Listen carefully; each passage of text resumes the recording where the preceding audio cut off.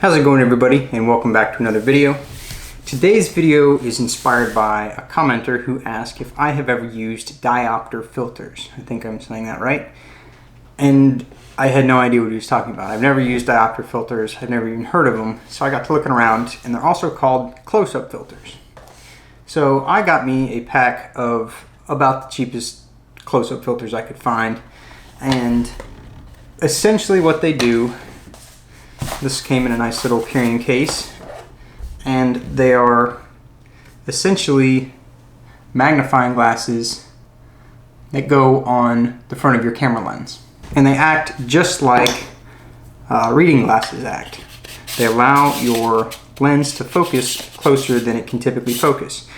So this kit here came with 4 different filters here, or lenses. There seems to be some kind of discrepancy between calling these filters when they are actually optics. So this came with a 1, a 2, a 4, and a 10. A 10 being the highest, and these are stackable and they add on top of each other.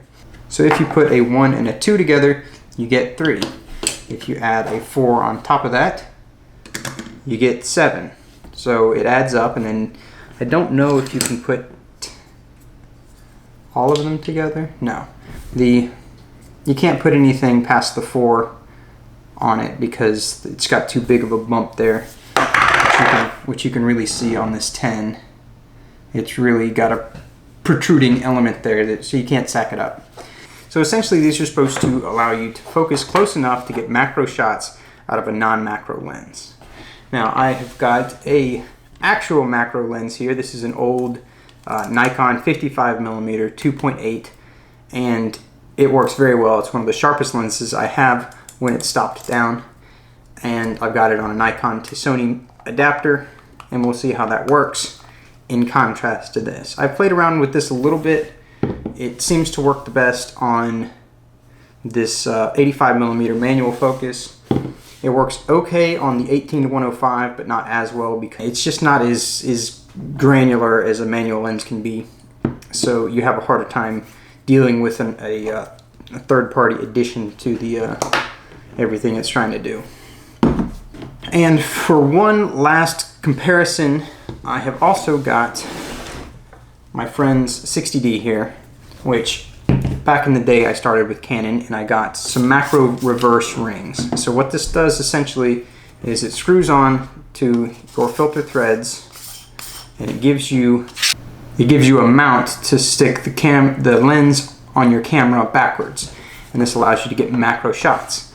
And that works pretty well too. I've actually got a reverse ring ordered for my Sony, so I'm going to do a video about that in the future. See how it works. So essentially in this video we're going to see if we can't use these to get macro images on a budget. I got this kit for $17 on Amazon. It came with 4 lenses, which is a lot cheaper than any macro lens you could find. The reverse ring is like $5 or $6, and even an adapter and an old macro lens is a lot cheaper than the $1,000 90mm macro lens that Sony has to offer. So let's see how these work and how they compare to one another. Alright, so we're going to kick this off with putting the 85mm manual focus on the A6500. Then you just take any filter that you want. I'm going to do the +4, and there you've got a macro lens now. Okay, this lens's minimum focus, close as it'll go, which is about 3 feet. You can see that the chair is just barely in focus, and if I put this tripod mount here a few inches in front of it, it's not even close to in focus. You can't even tell it's sitting there. Okay, so I'm going to put this +4 on, and we'll see what a difference it makes. Okay. And there is the tripod mount. So immediately you can see that you've got much closer focus. So let's go take some pictures with this and see how it actually turns out. We're going to compare this one to the actual macro lens, as well as this Canon here with the reverse ring on it.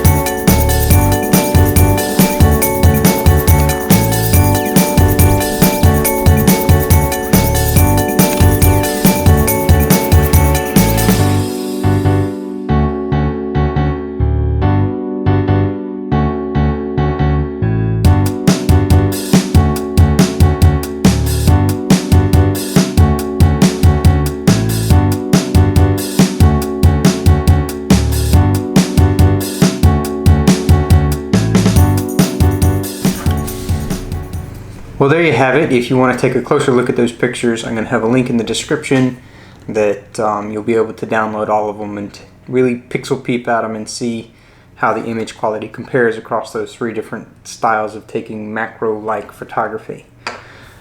My thoughts on this were, if you want to get some close-up pictures really cheap, go with the close-up filters and try and stick to the +1 to maybe the +4.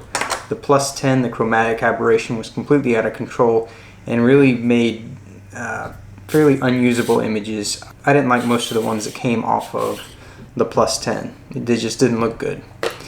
The macro solution that got you the most macro was definitely the reverse filter ring, and that was at 55mm were the most up-close shots, and that looked like true macro photography. And if you wanted to go with that solution, you want to make sure you're shooting on a tripod with a focus slider of sorts. Best image quality was definitely the actual macro lens.